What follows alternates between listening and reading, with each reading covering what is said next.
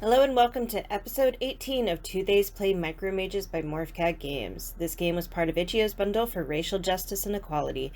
I'm DeValiente, and I'm playing with my friend Bon, whose channel you can follow in the link in the description below.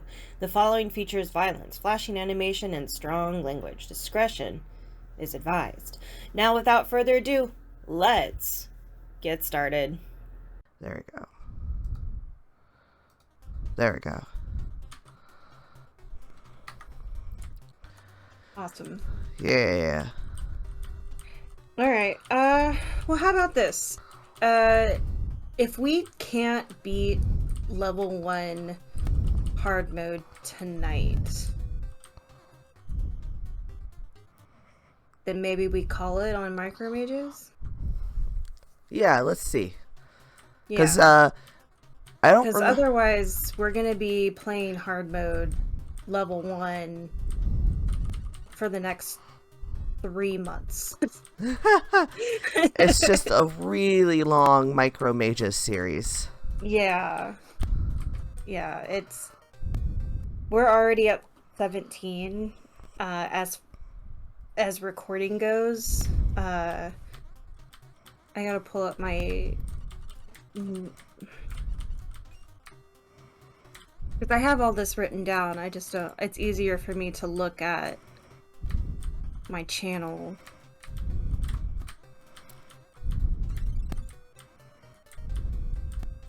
No! Bugger. Yeah, okay. So as of tomorrow, which is May 1st, we'll have aired 9 episodes out of 17 that have already been recorded, already been edited, and already been scheduled through June 26th. And I'm fairly certain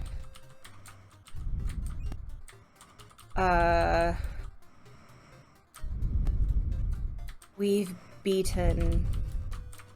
Well, we've beaten the main. Yeah. So, okay. So what I'm looking at is episode 15 is the one where we beat the game, quote unquote. Yeah. Because my tagline is also "we beat the game," kind of. Sort of, Yeah. maybe. Yeah. And then the next episode after that is Bathfly Bondi's 2 Electric Boogaloo. It's just every yeah. every time we go to a new level, it's just gonna be a remix of one of the prior names. If I had done that. Well, I mean, that's okay. So episode 17 is the Death Counter returns, and if Yeah. the Death Counter comes back tonight too, I was gonna do the son of the Death Counter. So, oh, we got conspiracies and melodrama. I don't remember what we talked about. Oh yeah, but Batflies, Bondi's 2, Electric Boogaloo is the one where we were talking about true crime and cults. Right. And then... Okay, so I want to say this in a video and not just in a disclaimer on one of the video descriptions, but I have several autistic friends, actually. Yeah.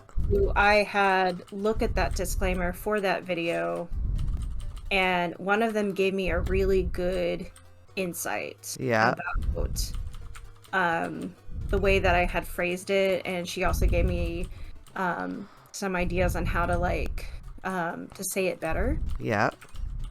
So let me pull that up, and I'll just read it for you word for word. Okay.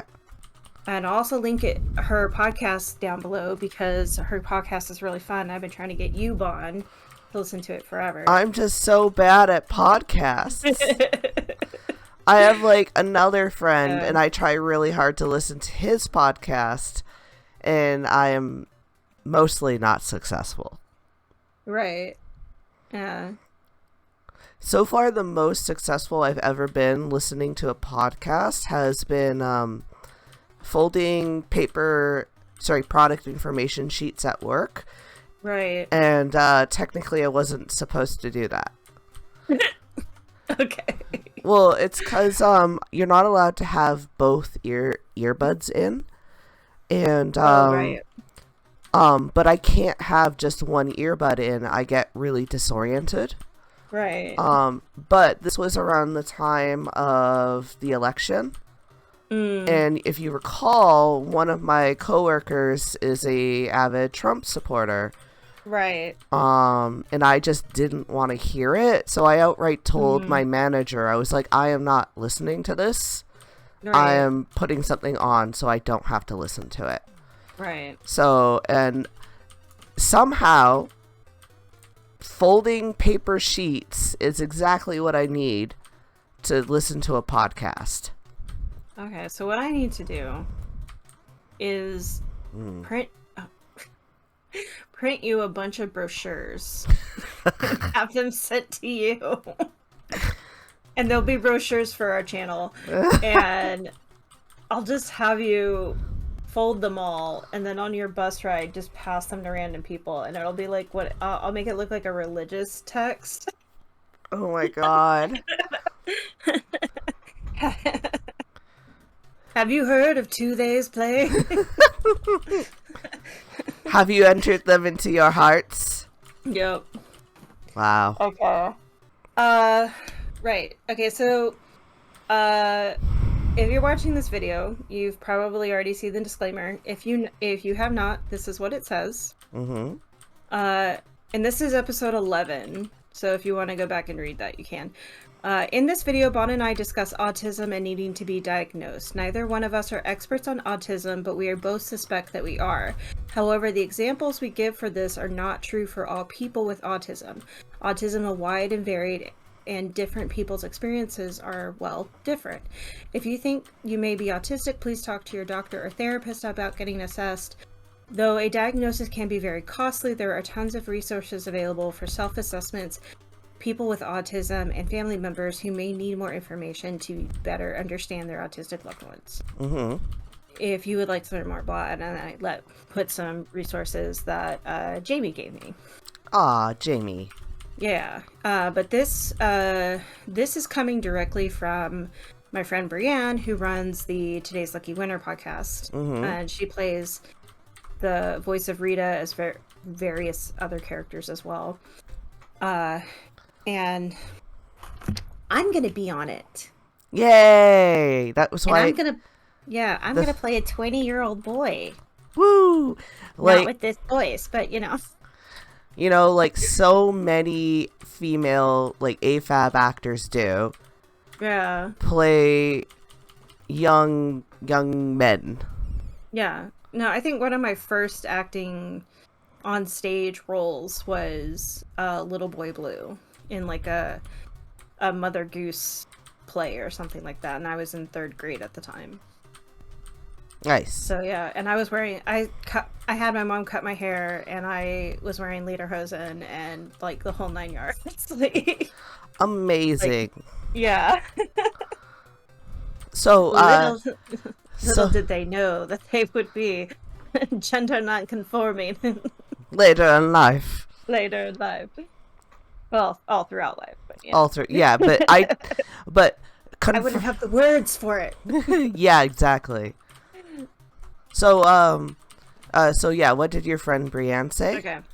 Brianne says, well, so to be transparent about this, I did say some stuff in the video where I was talking about formal diagnoses and things like that, and how, I don't want, I personally can't accept a self-diagnosis. Mm-hmm.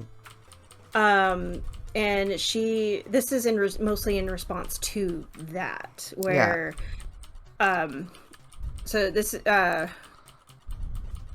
Brianne says, so in the autistic community, self-diagnosis is 100% valid.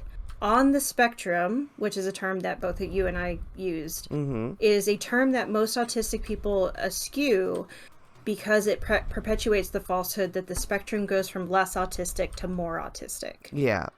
but diagnosis has a lot of barriers for adults. You won't find it for less than $1,000, and you'll often have to find multiple professionals because they turn you away for making things like making eye contact or having a job because they don't think you can be autistic and do either. Mm-hmm. Having an official diagnosis also comes with its own problems. And then she says something about adoption, or if she was to consider adopting, she and her partner would be turned away because of her diagnosis. Yes. And people with biological kids would lose custody battles based on the diagnosis alone. Mm-hmm. It's akin to how absurd it is that we have a trans friend who... Sorry, I have to, like, change this for secrecy. Yeah, for privacy reasons. So yeah. I'm like, I should have read this and figured this out before I started reading. It's akin to how absurd it is that our friend had to get diagnosed with being trans. Yeah, which is something quite common in various states and countries. Yeah. Because you get like diagnosed with gender dysphoria. It's in the DSFU or whatever it's called. Right. She knew it. She didn't decide after watching a single YouTube video or something. Yeah. She researched and found that it answered all of the questions that she had had forever. And the DSM criteria for autism is actually that of an autistic person in crisis. It's hard to find anyone to see an adult. And even some of those use methods they use to assess children. Mm-hmm. Many also require a parent with you, which people from abusive homes may not be able to do. Mm-hmm. And that's... And then she told me, like, I should reevaluate my disclaimer because self-diagnosis is the only tool that a lot of folks can safely and fiscally assess. Mm-hmm. Because mental health makes it, or legitimate mental health sources, I say this with quotation marks, make it impossible for people of lower income brackets to be able to afford a diagnosis, much less, like, getting those things in. Brienne also mentioned to me later that in some states, especially in Texas, if you wanted to get help for your like if you were like, hey, I want to apply for disability because of autism, you have to get reevaluated every so many years, and that's another $1,000 to $2,000. Mm-hmm. And then when you have disability, you can't go over a certain amount of money. Yeah, so it's like you can't have that money to get the disability in the first place. Yeah. So it's a lose-lose situation. Well, it's a win for the government, so I guess I should say that. Yeah. Stop losing your fairy, Ron. Listen, I can't help it. How are people going to know you're gay if you keep losing your fairy? Yeah. But yeah, I wanted to mention that I'm trying to see if she told me, and we also talked about how I personally feel uncomfortable diagnosing myself. Yeah. And that's because I come from a family that highly regards doctors and mental health professionals. Mm-hmm.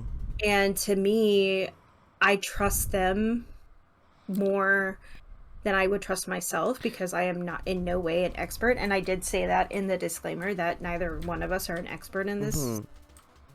Mm-hmm. However, I've also had a very lucky break when it comes to mental health professionals. Yeah. Because, like, I hear all of these horror stories from people, and it's like, I never had those experiences. And I think that's because my mom worked in the mental health field. Yeah.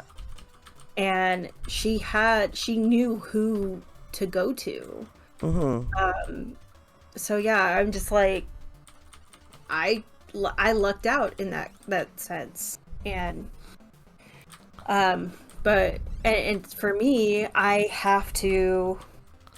personally have to have like a doctor assess me. Yeah. But I understand that it is just completely, and if fiscally right now, there's no way I could afford that. Yeah.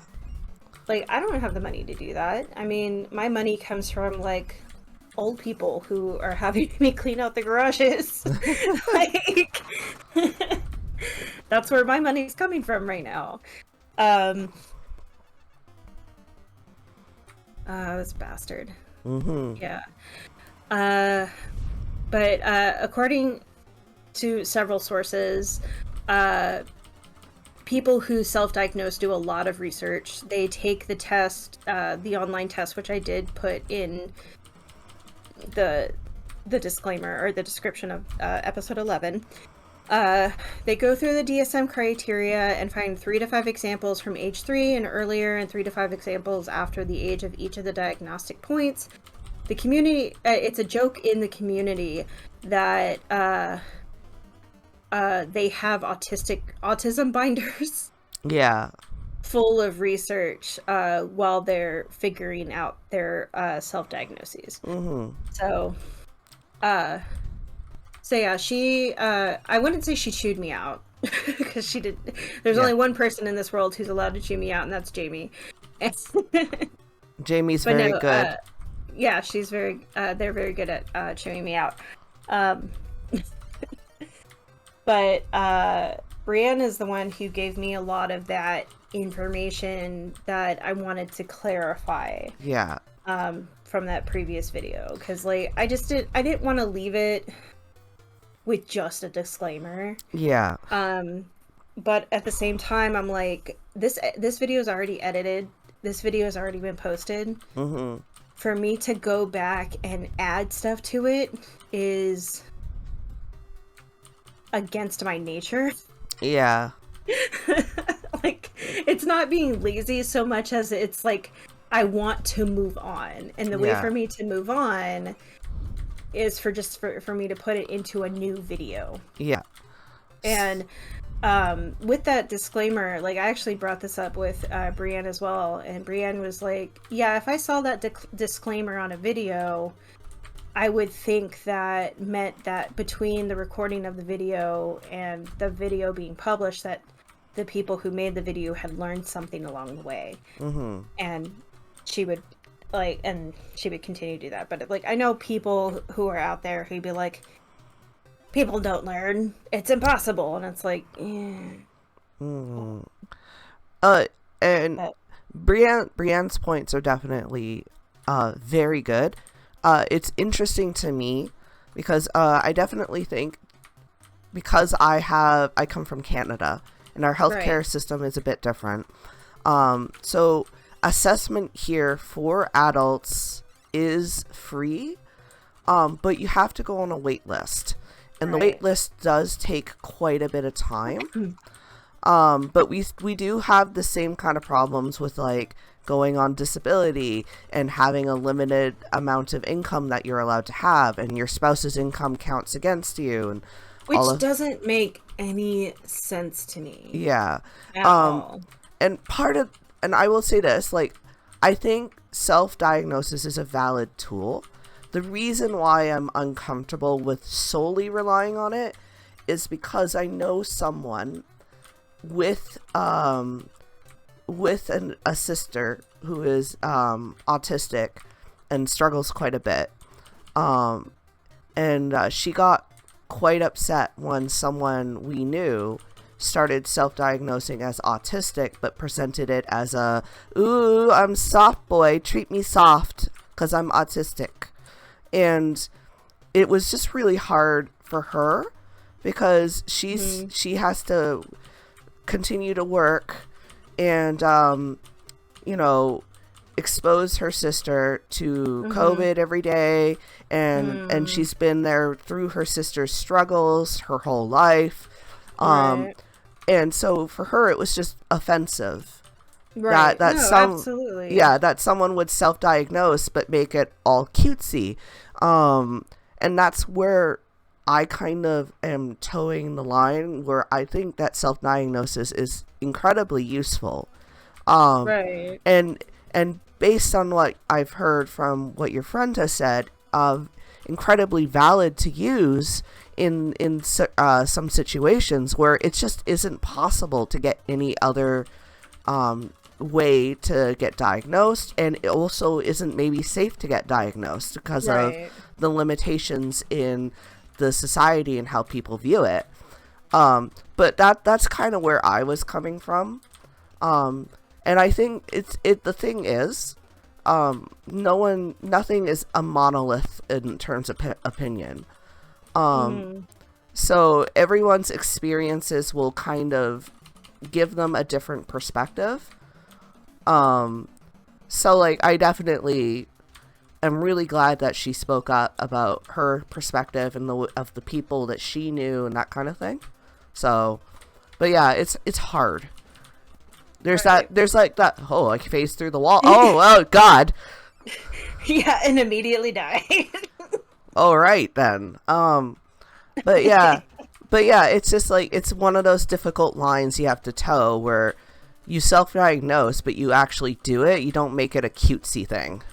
Right. It's like the people who diagnose themselves with OCD because they just like they clean, like they're very cleanly, Yeah. but they're not necessarily They, obsessive compulsive about cleaning. yeah. They don't. Well, the other thing too is like OCD is a lot more than just cleaning, because like some people have like rituals that they have to do. Yeah. Like they have to turn off a light on and off again a certain number of times because they have this feeling that something terrible will happen that won't. Yeah. So there was a show, a kids show I remember, where the host was actually someone who suffered very severe OCD, and in the show he actually frequently got covered in slime, which was actually God. really hard for him, but he handled it like a Yeah. real professional. But when Yeah. when he took them through his house, he was explaining to them like how the rugs, the fringes have to be a certain length, and that he has to Right. have them all perfectly straight. And you know, it's in a lot of ways for some people it's debilitating. Yeah. So yeah, it's one of those things. It's just like use self-diagnosis as the powerful tool it is, and not as like a wow, I'm so, oh come on. That is so not fair. Yeah. Why is it pooping out baby ghosts? Because it's hard mode. Yeah.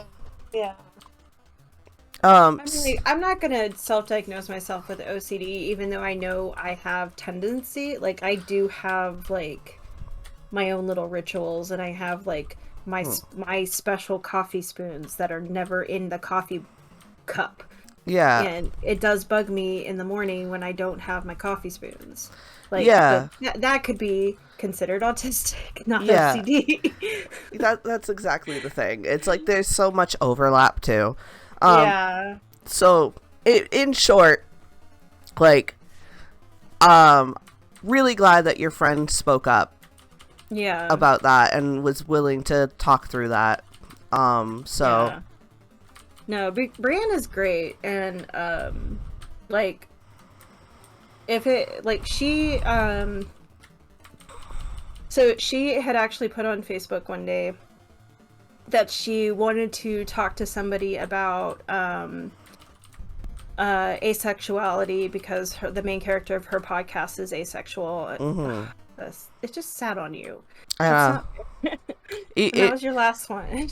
it was teaballing me. Yeah. Teabagging. Teabagging. Oh, what the fuck? I know. You think I talk to people? No. Yeah. So we actually started talking a lot because I was like helping her with the asexuality character, or asexual character, and I'm not gonna say that I'm impressed with how she wrote the character. It's just I didn't have very high expectations. Yeah. But she really did blow Dawn out of the park in terms of like what she was trying to portray with Dawn. And I really admire her for that, especially with like if she had not put that post on Facebook at a time when I wasn't really doing anything. Like I had just moved to Oregon. I was I think Stephanie and I were still living in Newport. And I was bored at home, not going like maybe I should start working on my YouTube channels again, but not really doing anything. And I just happened to be on Facebook at like the right moment to see that, and she quickly became one of my closest friends. Oh God, I love that. Yeah. And so like now I'm playing D&D with her and her partner, and like her partner is the DM of one game, and she's the DM of another game that's going to be starting next week. So I'm going to be playing 2 D&D sessions with her, and it's crazy that I think it was like this time last year is when we started talking. Or it could have been like a little earlier than that.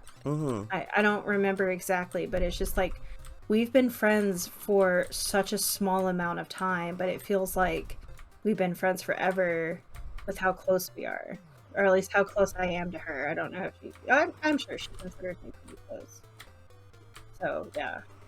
And also getting to be a part of the podcast that I absolutely love. Like, it's just...